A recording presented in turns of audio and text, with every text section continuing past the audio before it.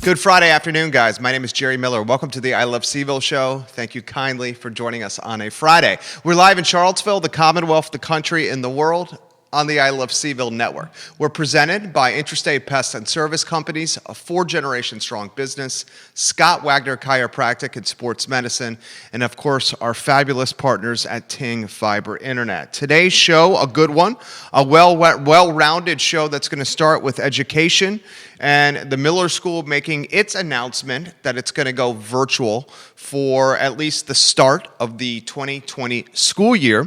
We have a message from their headmaster that is just eloquent and poignant and empathetic and really does a good job from a messaging and PR and communication standpoint. We'll play that for you on the I Love CVille show. We'll ask this question: if more of the private schools choose to go virtual, how is that going to impact education, say in Charlottesville, Albemarle County, or Central Virginia?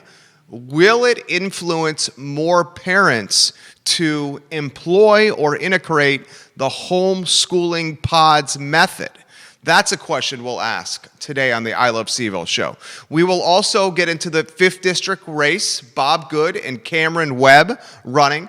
The good doctor, Cameron Webb, against the Republican and Bob Goode in a very gerrymandered and Republican-influenced 5th Congressional District. There were some fireworks over a debate, and one party wanting to do one in person and the other one not. And then one party issued a press release, and now we have maybe our first feelings of fireworks in the 5th District with a seat for Congress up for grabs. It's been a quiet race. The Democratic race was also quiet, and it's because we're focused on other things, frankly. So we'll feel how this race is playing out and how the COVID spotlight is keeping the attention away from a very important open seat in the 5th District for Congress. We'll talk a little football. JMU announced today that it's suspending its football team, at least for now. It's not a permanent suspension,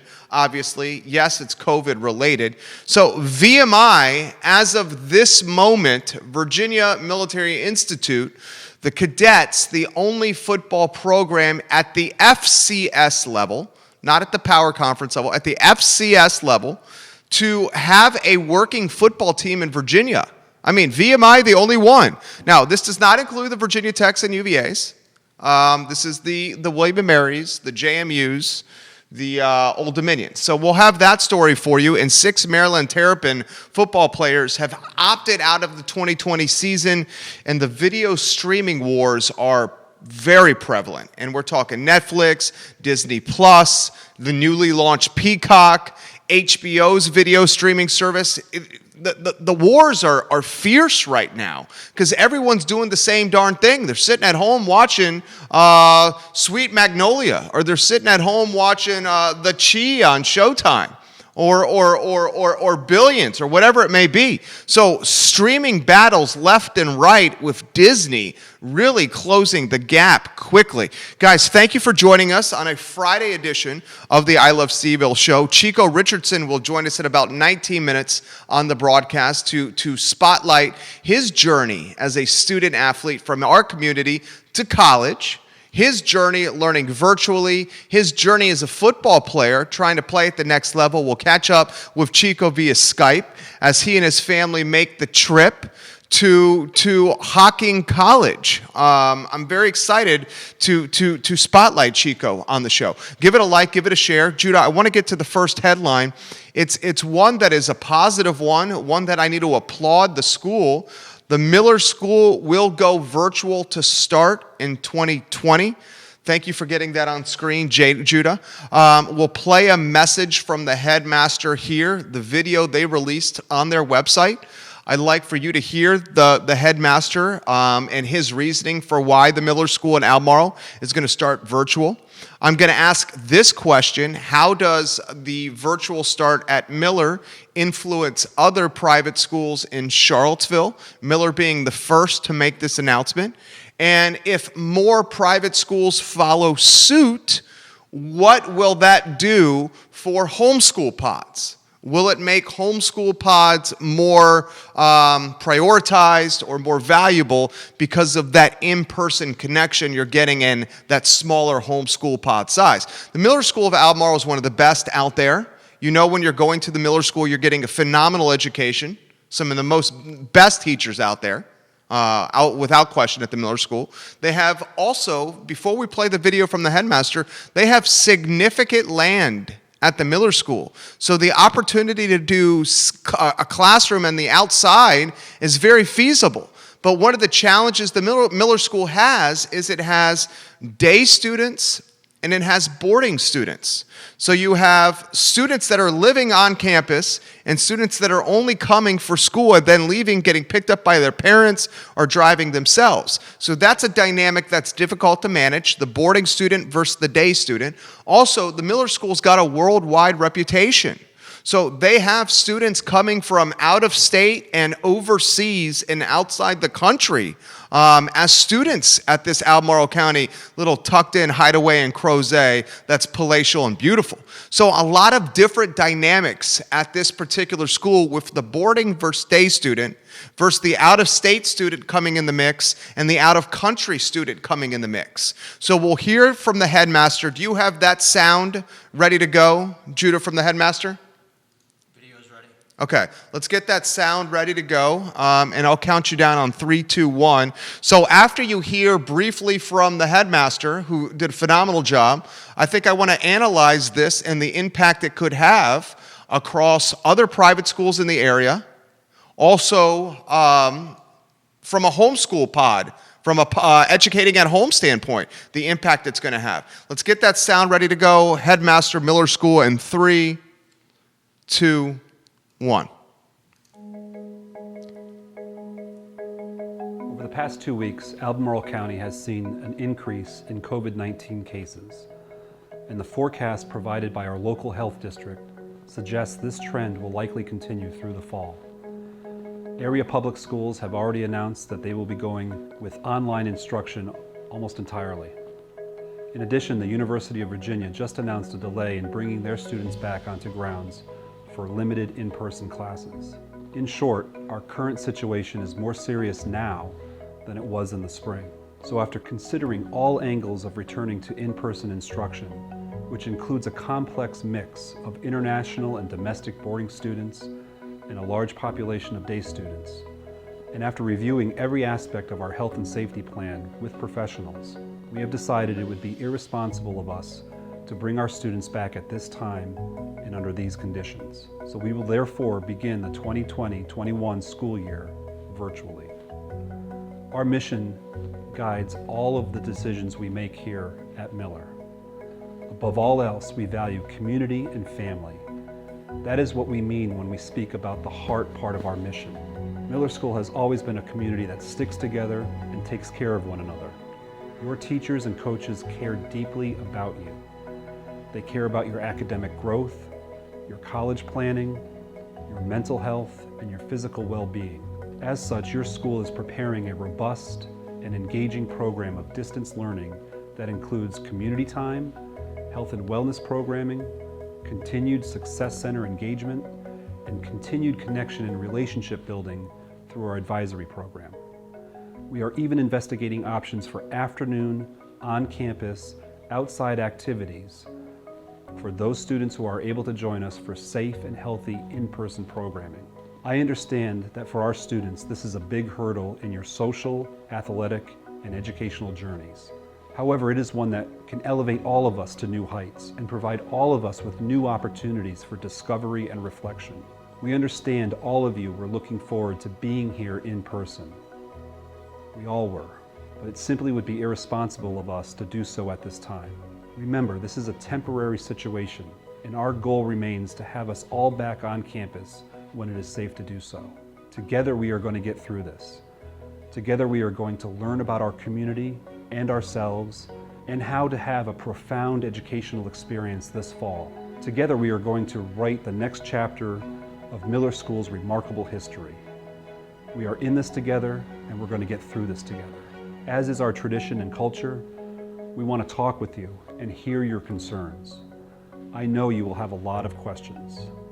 We will therefore be reaching out in a variety of ways, including community Zoom calls in the coming days and individual calls to each and every family. And finally, I'd like to leave you with some of my thoughts. As I stand here in my office in our iconic Old Main building, looking out over this beautiful campus with the Blue Ridge Mountains in the distance, it's hard to believe that 5 months have passed since students walked over the shadow of the bell tower on their way to class. Standing here, I can't help but recall the many memorable moments that take place on the Hill during a typical school year. From home runs at Farina Field, to slam dunks in alumni gym, from Shakespeare monologues in English classes, to the singing of greased lightning in the chapel. From our amazing artist paintings and drawings lining the north hallway, to the constant buzz of the sander in the wood shop, and the noise of engineering students building and solving problems. From mountain bikers wheeling across the bull ring to soccer players running across the upper field. From being reminded of the time of day by the ringing of the bell in Caton Hall, to being reminded of how special MSA is when I hear the voices of our students from 16 different countries in the dining hall. MSA is a remarkable school with remarkable students and has a remarkable future that includes all of you. All right, just play it now. I look forward to standing under the portico and welcoming you all back and listening to the ringing of our bell again with each and every one of you. Please stay safe and stay tuned for a lot of information in the coming days ahead.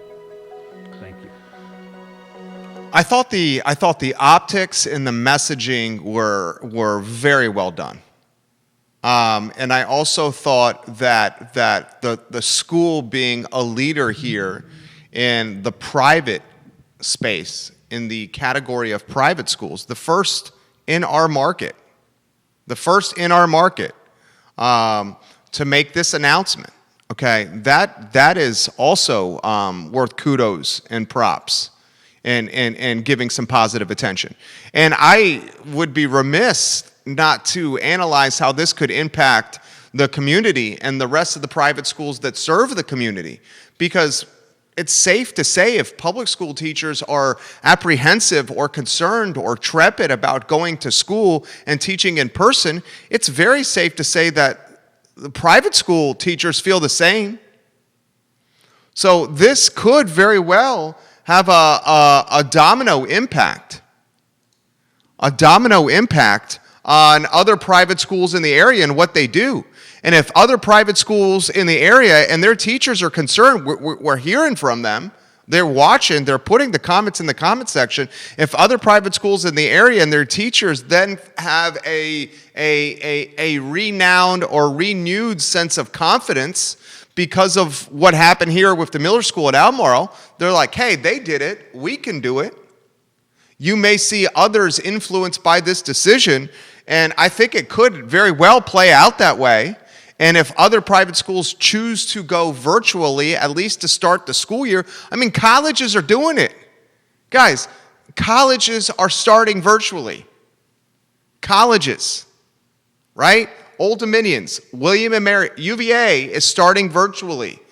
As more colleges and as more private schools do this, it's going to create a snowball impact where other private schools will also follow suit. And then before you know it, the value of the in-person pod where a parent or a recruited teacher from a school is recruited to a pod at home, that interface or that interaction becomes way more prioritized, way more valuable, and way more in vogue. And I see it playing out that way. Yesterday, we had Laura and Anwar Allen on the show, and they're small business owners, and they've launched a pod where Anwar is going to lead the pod.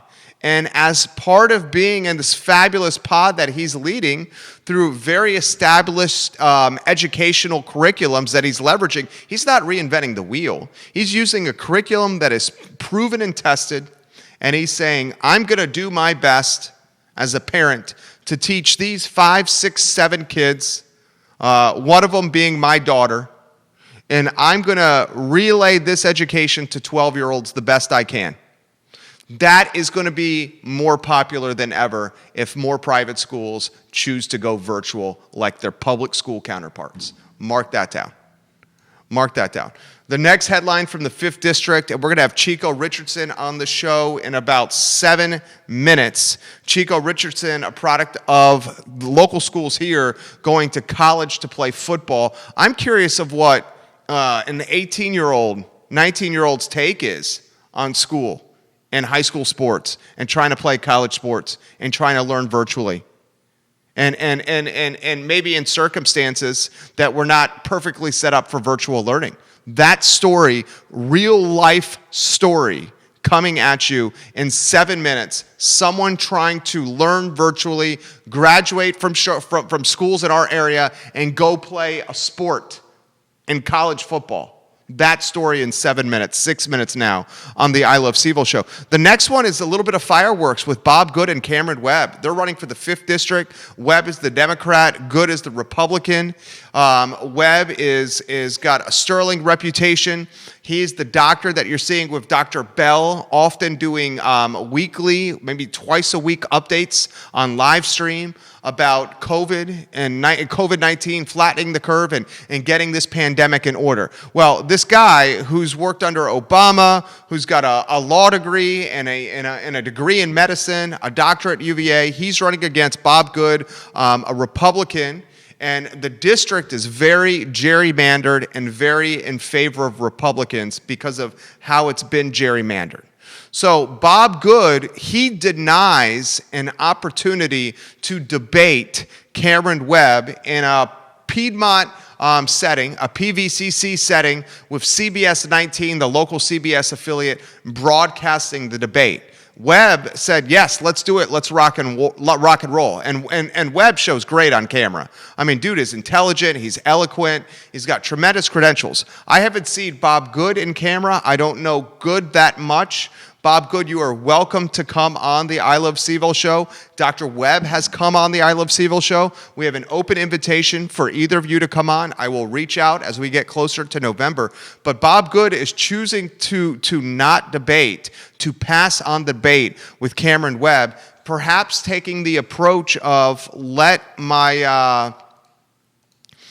this district that's maybe very gerrymandered to just continue voting R like it has been. I mean, the last time it didn't vote R was Perriello, right? Correct me if I'm wrong. Was it not Perriello? So maybe that's the approach Goode's taken is I'm not going to get out in public. I'm not going to put my foot in my mouth. I'm choosing to pass on this televised debate with Cameron Webb. And I'm just going to let the district do its thing, and that's how I'm going to get into office. Webb issued a press release, and he said, not so fast, my friends. Being in government and being a congressman and being an elected official is all about communication and transparency with voters. You should be debating with me so we can talk about topics that matter. So that's a press release from Webb's camp, the first little firework in an otherwise quiet 5th District race. I mean, COVID has created a 5th District race that usually was A1 above the fold, front page, A block on the 6 o'clock news, often the first topic, the first 30 seconds, 60-second block in the A block. Now it's COVID and schools and education, and it's just covering or hushing or putting like this tapestry of like silence and no attention on this race. It's really the quietest I've ever seen this race ever. So both Goode and Webb welcome on this show, on this network, anytime they want. Happy to also host a long-form debate like we did with City Council for these folks that are running for the 5th. JMU, the next headline, suspending football. This is a big headline announced today, suspending football at least temporarily. They're in the midst of fall practice. They're not going to do it. That's just announced. And now get the VMI headline. VMI, the only FCS school. VMI, the only FCS school now in Virginia to be working its way to fall football. Can you believe that? All of them out there. This just came out. Richmond Times-Dispatch 39 minutes ago.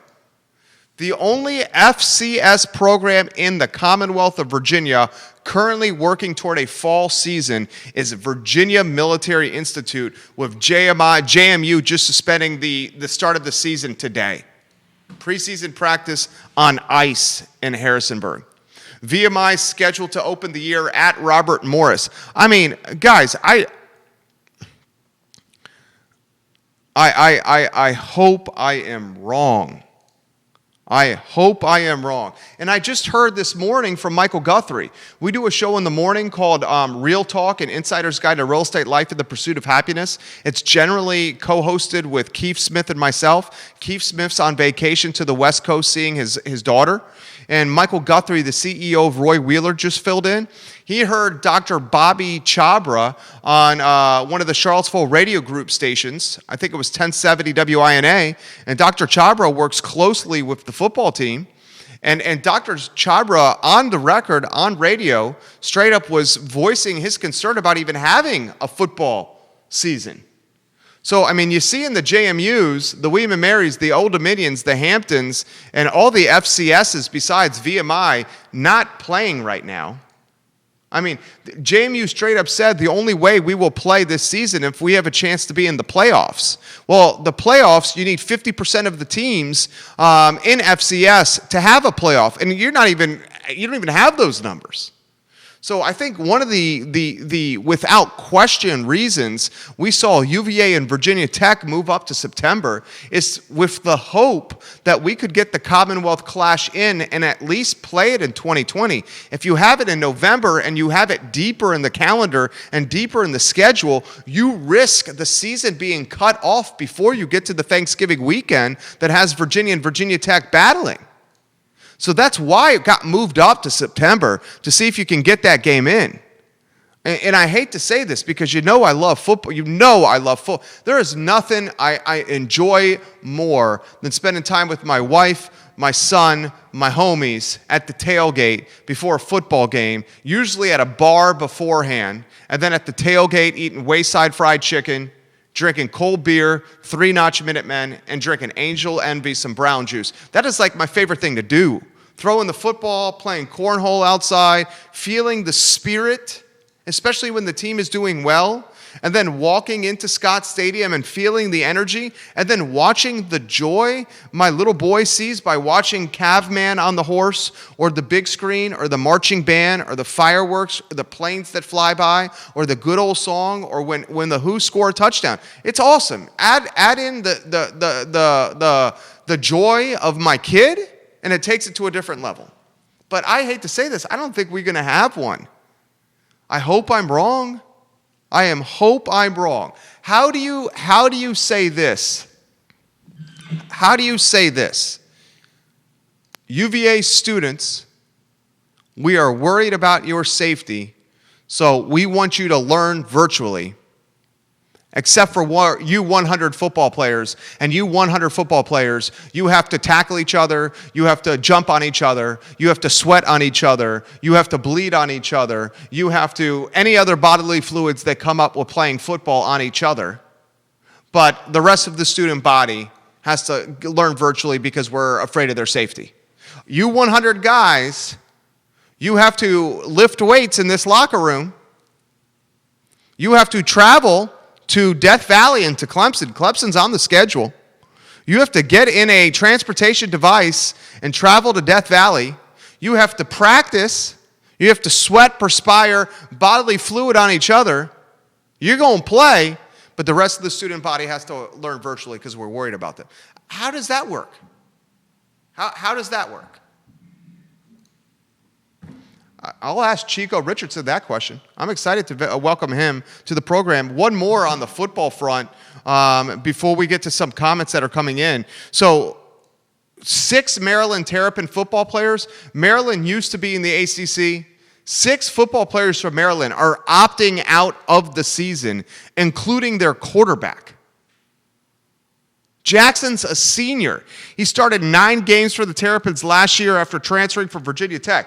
This is Josh Jackson, who transferred from Virginia Tech, one of the team's best players. He is choosing, along with 5 other Maryland football players, to opt out of the season. I mean, Ryan Zimmerman did this in pro baseball when he's sitting on stacks of paper, stacks and stacks and stacks of paper, like Scrooge McDuck doing the dive headfirst into the mountain of gold coins, coming up for breath out of the mountain of gold coins and spitting the gold coins out of his mouth. That's how much stacks of paper Zimmerman has, and he's deserved it. The man's he's the man. He's the man. UVA guy, World Series champion. He's the man. Arguably the greatest national in the history of the organization. I see why someone on the back end or twilight of his career, after sitting on stacks of paper or earning stacks of paper, is going to opt out of 2020. The quarterback of the Maryland football team, who's trying to get exposure for scouts of the National Football League so he could potentially start a career of himself, he's opting out? Whoa, that is news. And that just happened.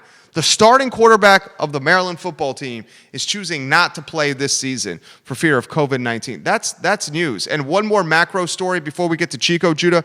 The video streaming wars, I like to throw in a national or macro story every now and again to let you know kind of, what I'm reading, what I'm following. Guys, we have a streaming situation, a battle of epic proportions right here. You have Disney Plus, you have Netflix, you have NBC Universal's new streaming service in Peacock.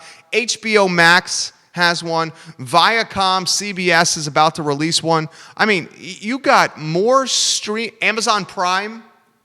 Let me ask you this question before I get to Chico. I pay for Amazon Prime. How much is that? Like $125 a year or something like that? Why are we paying for Prime right now? I don't know about you. My Amazon packages aren't coming in a day or 2 days or less. It's like a week and change. And the programming on Prime it leaves a lot to be desired. Why are we paying now for Prime? Do you ask yourself that? I'm asking myself why I'm paying for Prime. But the streaming wars are at heightened proportions. With Disney looking to take people's lunch, with Peacock just announced, with Netflix kind of seeing the peak of its growth, follow that closely. You'll have 2, 3, maybe 4 of these come out, and the rest will collapse. Judah, I'm going to reach out to Chico. Chico, if you're watching, we're going to reach out to you now. Chico is a local boy doing good. And I like to highlight positivity on this broadcast. I have him on the line, Judah. Give me a thumbs up when we can welcome Chico to the show. Chico, I'm getting the green light from our director to welcome you on. Thank you first for joining us on the broadcast, Chico. How are you? I'm good. How are you? I'm doing well. Before we, I got a lot of questions for you, my friend. Congratulations on a budding collegiate career. College football on the horizon for you. You've earned it. Congratulations. How about you start with an introduction for yourself? Who is Chico? Passions, hobbies, interests? What are you all about? So I'm Chico Richardson. I went to Charlottesville High School all for 4 years. I played varsity football for 2 years, and I was able to play football in Hocking College in Ohio. Congratulations, man. So a rising freshman in college, getting ready to start his college football career. Where'd you grow up? Where'd you grow up in Charlottesville City? I grew right here on Page Street, right here in this hometown, right in the center. I love it. So we should give Page Street some love, right, Chico?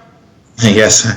Page Street's getting some love right here. All right, so talk to us about going through Charlottesville City schools here. What was this past semester like, dude, with the virtual learning? I mean, was it easy? Was it like gravy? I mean, was it like not that hard? I mean, are you able to learn virtually? Just give us some nitty-gritty here. Learning virtual wasn't hard, but it wasn't easy. It was a lot of focusing with the teacher, one-on-ones, and having to paying attention while you're on the computer, not having any distractions, because you don't get that one-on-one learning with the teacher. Dude, if I was having to learn 101 over a computer, I would be all over TikTok, all over Snap, all over up in someone's DMs on IG, dude. I mean, how hard is it just to stay, like you're saying, is that the hardest part of it? Yeah, staying focused is really the hardest part about it, because you have all the distractions at home, and you're not at school where a teacher can just call on you and like you're right there with the teacher, one-on-one reaction. So when you're at home, I mean, you got the TV, you got your phone right in front of you. You can just lay in the bed. You ain't got to answer the Zoom meeting if you don't want to. I mean, like, so. Yeah, let me throw this to you here. How about, do you feel at all for the rising juniors and seniors in high school right now? I mean, may not have prom. I think you just went through that.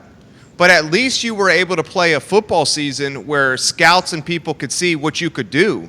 Yeah. I mean, can we talk about the value of that exposure when you're an athlete and what happens when that exposure gets taken away and scouts not being able to see you? Anywhere you want to go on that topic, dude. I was grateful that I was able to play my senior football season. But for the rising juniors and seniors this year, I mean, all you can really do is just work at home, send coach film some previous seasons, and just grind at it. Really, I wish them the best. Really. What does a junior or senior do if they can't play high school sports because of COVID, yet they still want to get attention of a college recruit? And I'm going to throw this to you. Not everyone is the blue chipper that's playing at Alabama football or Michigan football. Not everyone's the blue chipper that's paying for Krzyzewski at Duke basketball. Okay, once the blue chippers that everyone in America know about, I mean, they're going to get their chance because everyone knows about them. But the next level, the level after that, the level after that, the level after that, these folks legit, as you know, Chico, they need people to see them play the sport to get a scholarship or earn a chance. What do you do if you cannot play and you still want to play college sports?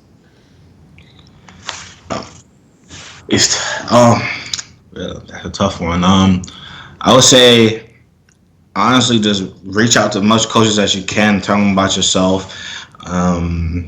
Try if they have camps open or something like that. You can try to reach out to go to some of those. Honestly, just work from home. Just like show them that you lifting and running.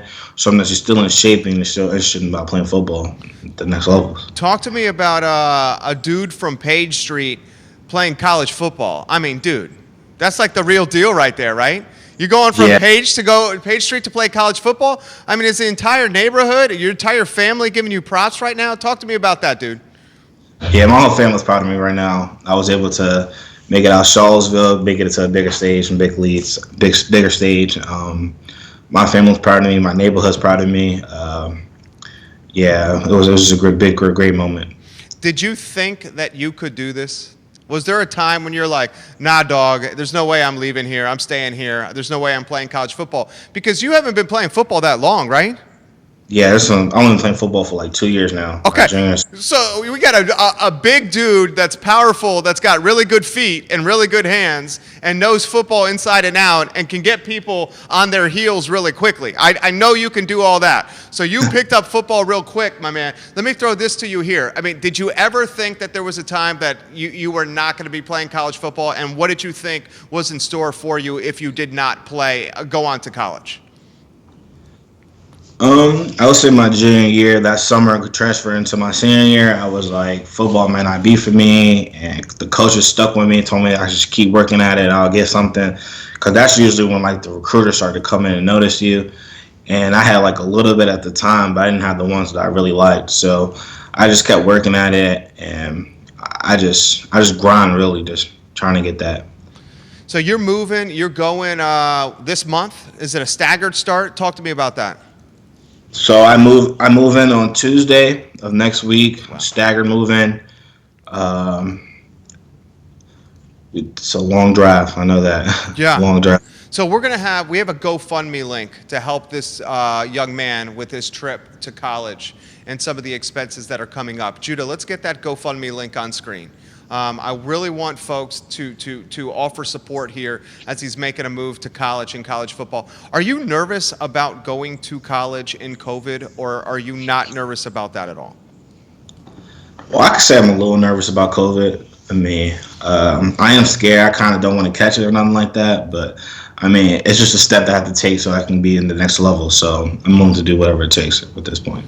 I totally get it, man. How about going off to how many times have you left in your time? How many times have you left home, and for how long, Chico?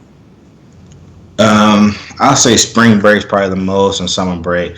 Spring break, went down to Florida, just went to a football camp down there, and I probably was there for like a week and a half. So That's like the longest I've probably been away from home like that. Okay, so you're about to have some serious freedom here. Are you nervous at all about leaving home? Or are you just like, let's do it, I'm ready, let's get going? I would have done this in July. Nah, I'm a little nervous. I'm ready though, but I'm ready. But I'm a little nervous. I wish we could have left earlier so I can get that like atmosphere and know how it feels. But I'm ready now. I love it. I love it. Judah, get that GoFundMe link on screen if we could, and support this fabulous guy. All right. Anything else you want to say? Anything else you want to do? Anybody you want to give props to, or you want to highlight, Chico? I want to give a shout out to my best man Isaiah Washington. He's going to VSU, play football. That's my day one dog. I was blocking for him all senior year. Shout out to him, and shout out to my family. Let's give some love to your family. How's your mom doing? You going My mom. you're going to play college football. How's your mom feeling with that? She's got to be so proud of you, man. Yeah, she's proud. She's a little nervous though because of COVID and all. But is she right there? Nah, she left. She left earlier. Okay. She's not right here. Okay. So yeah, she left. Well, my dad's proud of me too. Yeah. You made a lot of people. You made Charlottesville proud of you, man. That's got to feel good, Chico. Yeah. Well, thank you for joining us. We appreciate you, man. Yeah, thank you. You have a good one. You too. J-Dobbs, if we can get that link on screen, that'd be great. I'd love to see if we can help this family as they make this trip to college. It's a staggered start, so it's happening a little sooner than they expected. The drive to college with Chico. And Hocking College, he's a rising freshman. Chico Richardson is, Tijay. And they need some help. They need some help making this trip. And if you can get that GoFundMe link on screen, we'll put it on the package as well.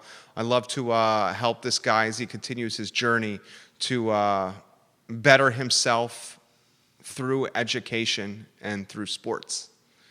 That's what he's doing. It's a good story. It's a good story. It's a story that is good at a time when we are all anxious and stressful because of COVID. So Chico, congratulations. Nelsonville, Ohio, a student population of 5,000 students. You're getting a stud in Chico for your football team.